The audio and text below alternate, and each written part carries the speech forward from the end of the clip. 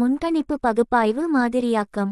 முன்கணிப்பு பகுப்பாய்வு மாதிரியாக்கம் என்பது எதிர்கால விளைவுகளை கணிக்க வரலாற்று தரவு, புள்ளிவிவர நுட்பங்கள் மற்றும் இயந்திர கற்றல் வழிமுறைகளை பயன்படுத்தும் செயல்முறையாகும்.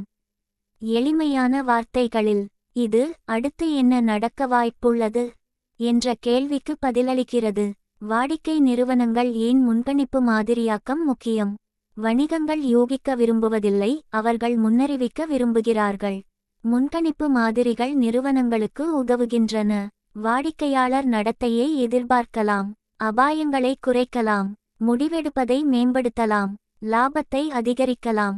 உதாரணமாக, வாடிக்கையாளர் வாங்குவாரா இல்லையா, கடந்த மாதம் கடன் திருப்பிச் செலுத்தப்படுமா இல்லையா, அடுத்த மாதம் எவ்வளவு விற்பனை. முன்கணிப்பு பகுப்பாய்வு மாதிரியாக்கம் எவ்வாறு செயல்படுகிறது? படிப்படியாக. 1. தரவு சேகரிப்பு. கடந்த கால தரவு இதிலிருந்து சேகரிக்கப்படுகிறது. விற்பனை பதிவுகள், வாடிக்கையாளர் தரவு, வலைத்தள செயல்பாடு, பரிவர்த்தனை வரலாறு. எடுத்துக்காட்டு, 5 வருட விற்பனை தரவு.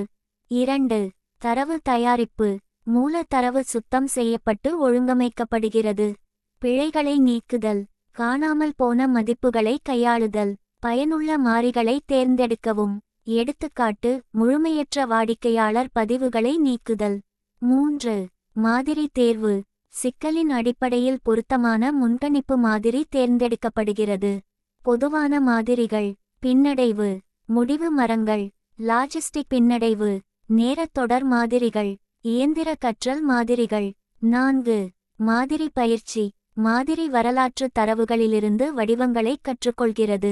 5. மாதிரி சோதனை மற்றும் சரிபார்ப்பு. தனித்தன்மையைச் சரிபார்க்க புதிய தரவை பயன்படுத்தி மாதிரி சோதிக்கப்படுகிறது.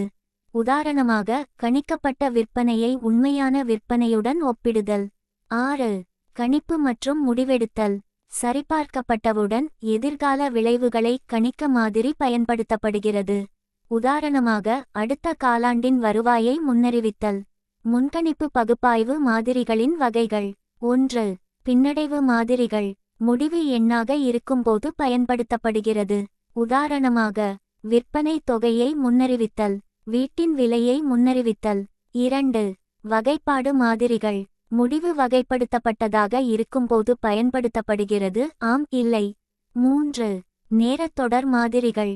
தரவு நேரத்தை அடிப்படையாக கொண்டதாக இருக்கும்போது பயன்படுத்தப்படுகிறது.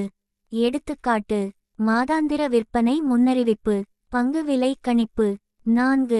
இயந்திர கற்றல் மாதிரிகள். சிக்கலான வடிவங்கள் மற்றும் பெரிய